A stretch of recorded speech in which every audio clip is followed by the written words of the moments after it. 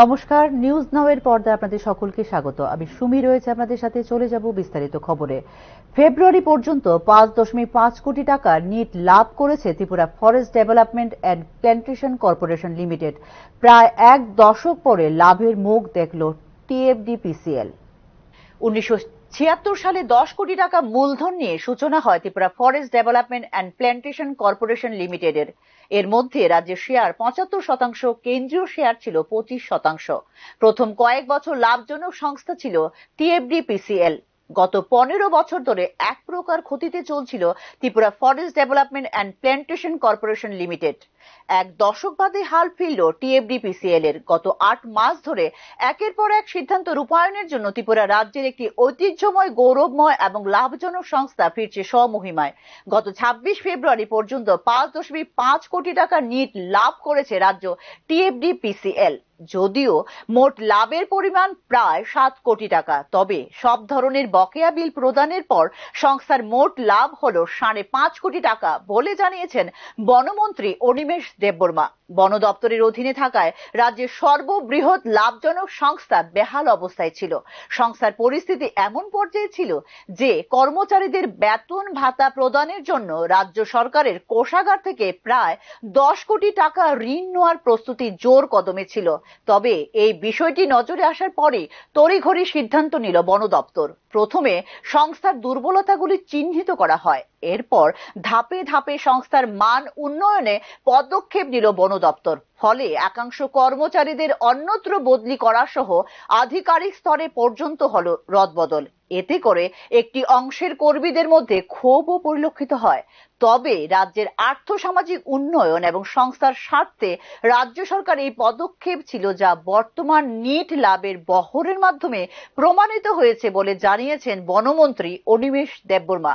এমনকি যে অংশটি এই সংস্থার মাধ্যমে অনৈতিক কর্মকাণ্ডে ব্যস্ত ছিলেন, এদের বিরুদ্ধেও কার্যকরী পদক্ষেপ নেওয়া হয়েছে বলে জানিয়েছে বনমন্ত্রী।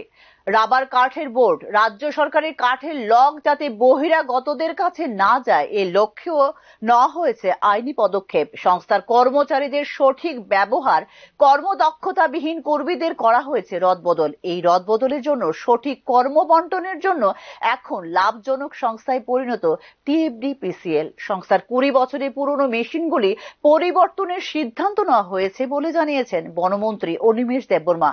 এখন অত্যাধুনিক প্রযুক্তি নির্ভর নতুন মেশিন ক্রয় করবে দপ্তর। বর্তমানে এই পুরাতন মেশিনগুলোর জন্য সংস্থা সম্পূর্ণ বরাদ্দের মাত্র 60% কাজ করতে পারছে, আর 40% কাজ সম্ভব হচ্ছে না। এর জন্য জাতীয় স্তরে নানা সমস্যা হচ্ছে। তাই এই সমস্যা থেকে উত্তরণের জন্য ও লাভের বহর বৃদ্ধির জন্য নতুন মেশিন ক্রয় করছে বলে জানিয়েছেন টিএফডিপিসিএল। এদিকে রাবার কাঠ এবং রাবার শিট ঘিরে অপকর্ম হলে সংশ্লিষ্টদের বিরুদ্ধে কঠোর আইনি পদক্ষেপ হবে। শান্তির বাজার, উত্তর ত্রিপুরা সহ রাজ্যের সবগুলি ফ্যাক্টরি পরিদর্শনের পর মান উন্নয়নেরও সিদ্ধান্ত নিয়েছে রাজ্য সরকার, জানিয়েছেন বনমন্ত্রী Animesh Debbarma. Bureau report, news now. আগামী 11 মার্চ আগরতলা ওরিয়েন্ট চৌমুহনী এলাকায় কংগ্রেসের অসংগঠিত শ্রমিক সংগঠনের উদ্যোগে জনসভাকে সাফল্যমণ্ডিত করে তুলতে কংগ্রেসের নেতৃত্বদের নিয়ে রবিবার কংগ্রেস ভবনে রাজ্যভিত্তিক এক প্রস্তুতি সভার আয়োজন করা হয়। জয় বাপু জয় ভীম জয় সংবিধান এর কেন্দ্রীয় জমায়েত উপলক্ষে আয়োজিত জনসভায় কেন্দ্রীয় নেতৃত্বদের আমন্ত্রণ জানানো হয়েছে এবং রাজ্য কংগ্রেসের সমস্ত সংগঠন, শাখা সংগঠন একত্রিত হয়ে এই কেন্দ্রীয় জমায়েতকে সাফল্যমণ্ডিত করে তুলতে প্রচেষ্টা চালিয়ে যাচ্ছে বলে জানিয়েছেন কংগ্রেস সভাপতি আশিস কুমার সাহা।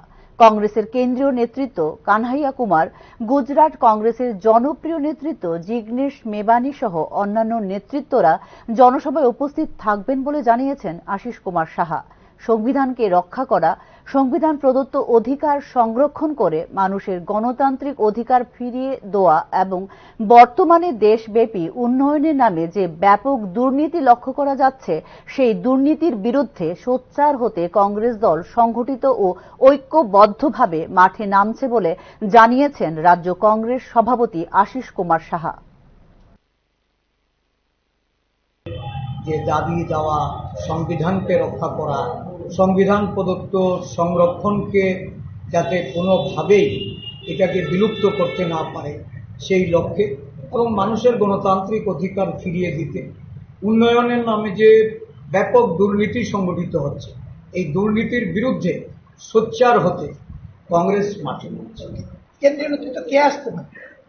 আমরা কানাইয়া কুমারের কথা বলেছি এবং গুজরাটের যিনি এখন জনপ্রিয় নেতা জিগ্নেশ মেওয়ানি, আমরা ওনাকেও আমন্ত্রণ। ভারত সরকারের যুব বিষয়ক ক্রীড়া দপ্তরের সহযোগিতায় খেলো ইন্ডিয়া ট্রেড সেন্টার অব এক্সিলেন্সের উদ্যোগে দ্য অস্মিতা সিটি লীগ অনুষ্ঠিত হয় আগরতলা বাধারঘাট রাইমা সুইমিং পুলে। রবিবার এই উদ্বোধনী অনুষ্ঠানে উপস্থিত ছিলেন রাজ্য যুব বিষয়ক দপ্তরের মন্ত্রী টিঙ্কু রায়। ২রা মার্চ বাধারঘাট রাইমা সুইমিং পুলে আয়োজিত অস্মিতা সিটি লীগ দুটি ডিসিপ্লিন জুডো ও সাঁতার প্রতিযোগিতার মাধ্যমে শুরু হয়।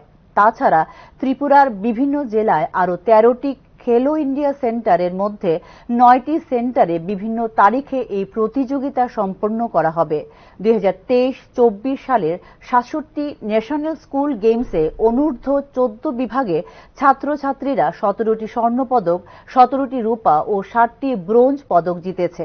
২০২৪-২৫ সালের অনূর্ধ্ব ১৬ বিভাগের ন্যাশনাল স্কুল গেমে জুডো, যোগাসন ও জিমন্যাস্টিক সহ মোট ৬০টি স্বর্ণ, ৬টি রূপা ও ১৩টি ব্রোঞ্জ সহ মোট ২৬টি পদক জয় করেছে রাজ্যের ছাত্রছাত্রীরা। এছাড়াও খেলো ইন্ডিয়া ইউথ গেমসে জুডো ও থাংতাতে একটি রূপো ও ২টি ব্রোঞ্জ পদক জিতেছে খেলোয়াড়রা বলে জানিয়েছেন মন্ত্রী টিঙ্কু রায়। রাজ্যের খেলোয়াড়দের কোচিং এর জন্য নতুন কোচ সহ শারীরিক প্রশিক্ষক নিয়োগ করা হবে এবং রাজ্যের উপজাতি কল্যাণ দপ্তরের উদ্যোগে দুটি নতুন স্পোর্টস স্কুল চালু করার উদ্যোগ নেওয়া হয়েছে বলেও এদিন জানিয়েছেন রাজ্য যুব বিষয়ক ক্রীড়া দপ্তরের মন্ত্রী টিঙ্কু রায়। কোচ আমরা নিচ্ছি, কন্ট্রাকচুয়াল কোচ নিচ্ছি, আমরা নতুন পিআইদেরকে নিয়োগ দিচ্ছি। আমরা পিআইদের জন্য অ্যাডভার্টাইজমেন্ট করেছি যে সেখানে আমরা পিআইদেরকে নেব, নতুন কোচ নিচ্ছি। আমরা চাই আমাদের রাজ্যের ছেলেমেয়েরা সুনাম অর্জন করুক, তারাও নিজেরা প্রতিষ্ঠিত হোক। আমাদের ট্রাইবাল ওয়েলফেয়ার দপ্তর থেকে আরো দুখানা নতুন স্পোর্টস স্কুল, এটা যেমন একটা স্পোর্টস স্কুল, আরো দুটা নতুন স্পোর্টস স্কুলের ইনিশিয়েটিভ নেওয়া হয়েছে। খুব শীঘ্রই সেটা শুরু হবে, হয়তো লাগবে, কিন্তু দুটা নতুন স্পোর্টস স্কুল আমাদের শুরু হচ্ছে আমাদের রাজ্যে। আর অনেকগুলো। এখনকার মতো সংবাদ এই পর্যন্তই। পরবর্তী সংবাদ দেখতে চোখ রাখুন নিউজ নামের পর্দায়। নমস্কার।